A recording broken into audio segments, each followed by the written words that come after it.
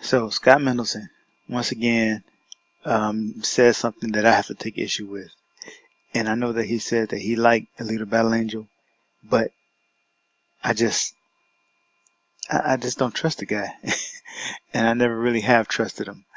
Even when he came out and said that he was a fan, and um, maybe some people were thinking he might be part of the Alita army now. Even first of all, we can't volunteer people for that, and number two, the journalists always have to try to remain objective. But when it comes to Scott Mendelson of Forbes, it seems like he wasn't even being objective a lot. Sometimes it seems like he had a personal thing against Alita.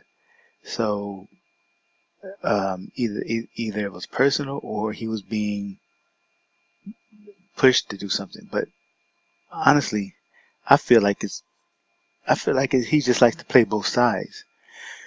And so a lot of times in his articles, he will say that he liked Alita, but he will say something negative against the movie. And he does that here in this article that was written on July 17th. And it's titled "Most Critics Think Most Disney Remakes Are Just Okay." Now he goes into talking about these remakes, but I'm not really interested in all of that. This I just want to show you something here. Down here around, let's see, we'll start here. Including potential, that doesn't count. Entries like the Jungle Book 1994 version, Nutcracker and the Four Realms and the Sorcerer's Apprentice.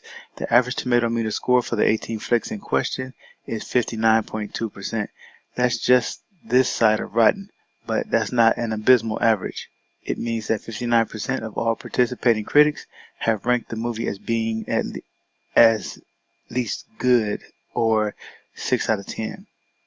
Moreover, the average critic rating is 6.04 out of 10, which means that on average, critics give these films a pass. What's also worth noting is that the average audience rating percentage is almost identical, with 62% score going from opt-in participants and an average rating of just 3.56 out of 5. While the user polls can be fudged in one direction, The Last Jedi, or another, Alita Battle Angel, that the audience polling is mostly in step with the critical consensus implies a relative accuracy. In other words, when the critic score is wildly out of sync with the audience score, there's something funny going on in his opinion. But I'm going to show some, so archives, to show you why it's not just in my opinion wrong. It's pretty much provably wrong. So um, this is just one of those moments where I have to look at Scott and say, you say you like the leader, but why would you insinuate here? Not even insinuate, but why would you just say outright that the user polls were fudged for Alita Battle Angel? What reason would people have to do that? Now, obviously, some people are going to think, well, it has to do with Captain Marvel. But this movie was out weeks, like 4 weeks before Captain Marvel. People weren't giving this movie high scores just to get at Captain Marvel 4 weeks ahead of time. That doesn't make any sense. So this is the problem I have. This is why I do not trust Scott Mendelson. I just don't trust the guy. As far as journalists goes, he is just one of the least trustworthy people, in my opinion. So let's look at this archive. This was taken on the 19th of February. Now the movie was released on the 13th. I saw it on the 14th. So this is just a few days after it was released. All right.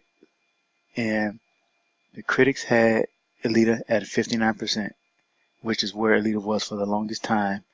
I remember that. But the audience score was 93%. See, I wish I could scroll over, but I can't. So the audience score was 93%. This was just a few days after Alita was released.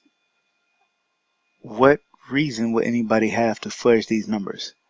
if you're gonna say that somebody fudged it, you have to give a reason why, and this has to be provable that there was something funny going on. If the audience score was around 50 or 60%, and then suddenly it shot up, well, then you would say, well, what caused it to shoot up? But it was always high. The audience percentage was always high for Alita. Now let's go to the 12th of March, almost 1 month later. Let's see what's changed. 60% from the critics, 94% from the audience. Let's go back to the 19th of February. There were 8,431 user ratings. And from those almost 8,500 user ratings, the movie had a 93%. 1 month later, 26,000, almost 26,000 and let's just say 700, and it had a 94%. It actually went up by just 1%, but nothing really changed between, both went up 1%. So I don't see anywhere where you can gather that it was fudged. I have a theory about why he's saying this though.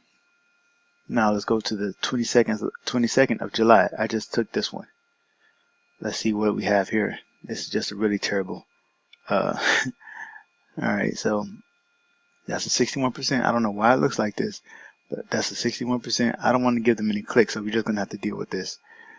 61% here from the critics. It actually went up 1%, and with 30,000, almost 30,500 reviews from audiences, still 94%. Nothing has changed from this 93% just a few days after release to 94% all the way into July. What changed, Scott Middleton? What are you talking about? Who fudged the numbers for Alita? That's what I want to know. So here's what Scott is doing. He's trying to say that not only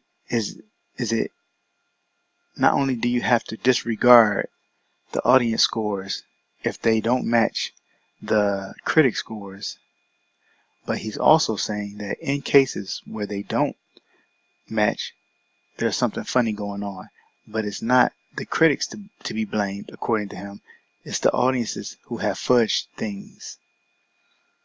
So he's trying to say that you can't trust the audience scores if they don't match. Yeah, if they don't match the critic scores. And what this does is it protects movies like The Last Jedi. And I'm just going to say it because it's, well, let's look at the archive and see what's over here. At the time, Captain Marvel had an 81%, Alita had a 60%, and sometime it was 59%, so Alita was rotten.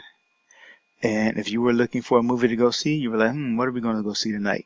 And you looked over here, oh, fresh, rotten, fresh, and this was 59%, it'd be rotten. You were like, I'm going to see this, I'm not going to see that.